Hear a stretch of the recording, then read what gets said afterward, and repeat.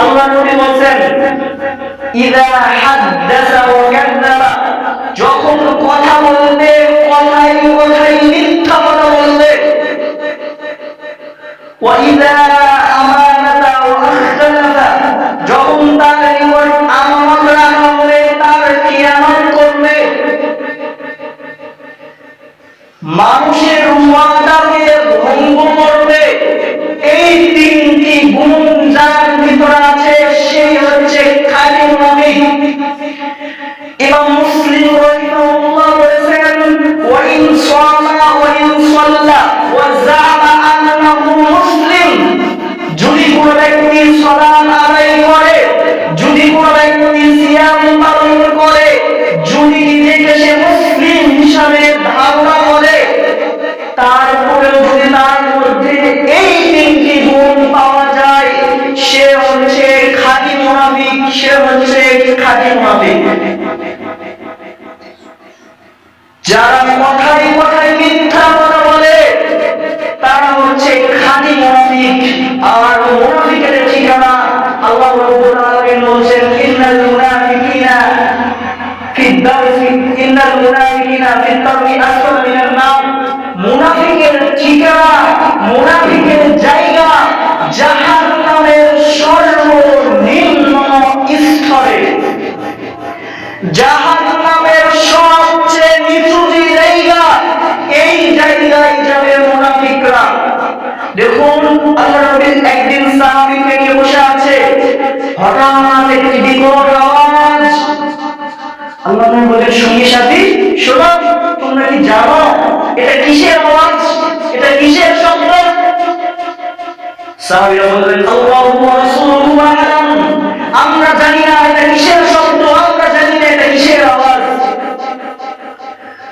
রাসূলুল্লাহ সাল্লাল্লাহু আলাইহি ওয়াসাল্লাম বললেন আজ থেকে ৭০,০০০ বছর আগে জাহান্নামের মুখ থেকে একটি পাথর ফেলে দেওয়া হয়েছিল।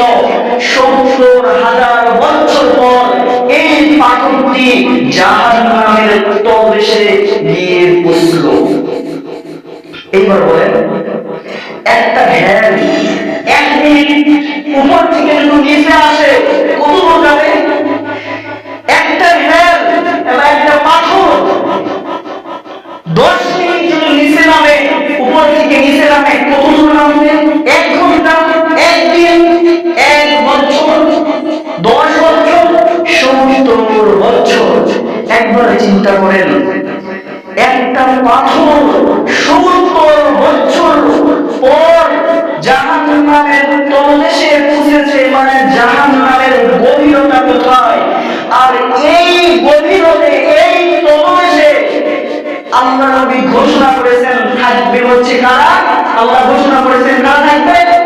এই মুনাফিকরা, যারা কথাই কথাই মিথ্যা কথা বলে, যারা টাকার লোভে, যারা সম্পদের লোভে মানুষের ন্যায় বিচারকে, মানুষের সত্য বিচারকে গোপন করে, অন্যায় বিচার করে, যারা টাকার জন্য মিথ্যা কথা বলে, মিথ্যা বিচার করে, যারা কথাই কথাই মিথ্যা কথা বলে, এমন ব্যক্তি থাকবে এই জাহান্নামে।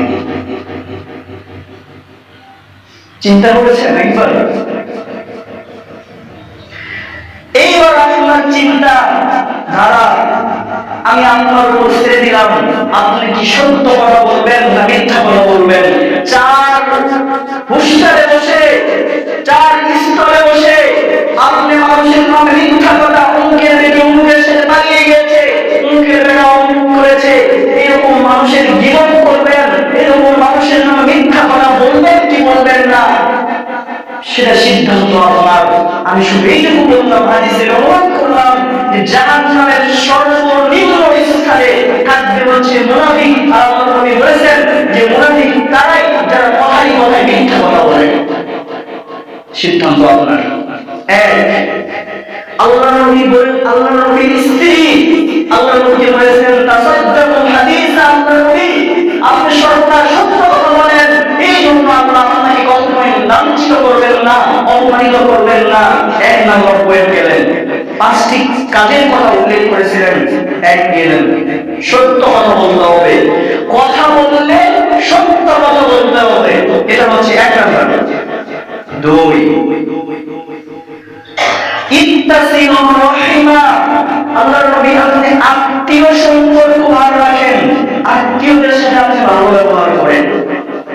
ভাই বোনের সম্পর্ক নষ্ট, ভাই বোনের সাথে কথা বলে না, জমি নিয়ে কেসাল, সম্পদ নিয়ে কেসাল, ভাই মাটিতে ধুলো মারে কয় ঠুক তোর বাড়িটার জীবন আসবো না, বোন ধুলো মারে কয় তোর বাড়িটার জীবন আসবো না, ভাই বোনের সম্পর্ক নষ্ট, বিচ্ছেদ। একটা হাদিস আবু মুসা আল-আশআরী রাদিয়াল্লাহু আনহু বলেন, রাসূলুল্লাহ সাল্লাল্লাহু আলাইহি ওয়াসাল্লাম বলেছেন, লা ইয়াদখুলুল জান্নাতা কাতিল, আত্মীয় ছিন্নকারী, যারা আত্মীয় সম্পর্ক বিচ্ছেদ করে, এই ব্যক্তি সালাত আদায় করেও, তাহাজ্জুদ করেও, হজ করেও আল্লাহর জান্নাতে যেতে পারবে না। সম্মানিত উপস্থিতি, আত্মীয় সম্পর্ক ঠিক রাখতে হবে। আপনার বোন আপনার বাসায় আসে বেড়াতে, মাঝে মাঝে বাবার কবর আছে, বাবার কবরটা দেখতে আসে, মাঝে মাঝে বাবার কবরের কি অবস্থা একটু দেখে যায়, নিজের মধ্যে মনের মধ্যে প্রশান্তি পাওয়ার জন্য কিছুদিন পর পর আসে। এখন আপনার স্ত্রী আপনাকে বলতেছে, তোমার বোন বারবার কি করে আসে বাড়ি, বিভিন্ন টাকা পয়সা খরচ হয়, আমার কষ্ট রান্নাবাড়ি, তোমার বোনকে আসতে নিষেধ করো, আর যেন না আসে। এখন স্ত্রীর কথা শুনে আপনি আপনার আদরের টুকরা পরিবার বোনকে বললেন, আমার বাড়ি বারবার কি জন্য আসতে হয় তোমাকে, ওই বছরে একবার করে আসবে, ঈদের সময় বারবার বাবার কোন দেখা লাগে নাকি, তুমি আমার বাড়িতে আসবে না। এই যে স্ত্রীর কথা শুনে আপনি আপনার নিজের বোনকে বললেন, নিজের বাড়িতে আসতে নিষেধ করলেন। এখন আপনার বোন, হায় হায় আমার ভাই আমাকে বাড়িতে আসতে নিষেধ করলো, আমার বাড়ি, আমার বাবার কবর আছে, আমার ভাইয়ের বাড়ি এখানে, আমার বাবার কবর আর হয়তো দেখা হবে না। এবার বোন আপনার কাঁদতে কাঁদতে হাঁটতে হাঁটতে চোখে মুখে পানি নিয়ে বাড়ি বুঝলেন, কান্না অবস্থায় আপনার বোন কাঁদে আর যায়, কাঁদে আর যায়, আমার বাবার কবর হয়তো আর দেখা হবে না, আমার বাবার কবর হয়তো আর দেখা হবে না, আমার ভাই আমাকে বাড়িতে যেতে নিষেধ করেছে। এইভাবে আপনার বোন কাঁদতে কাঁদতে যায়। এখন আপনি বলেন যে আপনি আল্লাহর গোলাম নাকি আপনার বইয়ের গোলাম? যদি আপনার স্ত্রীর কথা শুনে, যদি আপনার বইয়ের সাথে আপনার সম্পর্ক বিচ্ছেদ করে থাকেন, আল্লাহর কসম করে বলতেছি আপনাকে, আপনার স্ত্রীর যদি কোনো জান্নাত থাকে, সেই জান্নাতে আপনি যাবেন। আল্লাহর জান্নাত আপনার জন্য কোশ্চিনকালেও নয়, আল্লাহর জান্নাতে আপনি কোশ্চিনকালেও যেতে পারবেন না।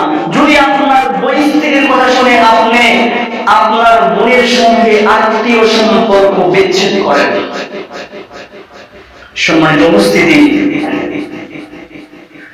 আত্মীয় সম্পর্ক বিচ্ছেদকারী কখনোই আল্লাহর জান্নাতে যেতে পারবে না।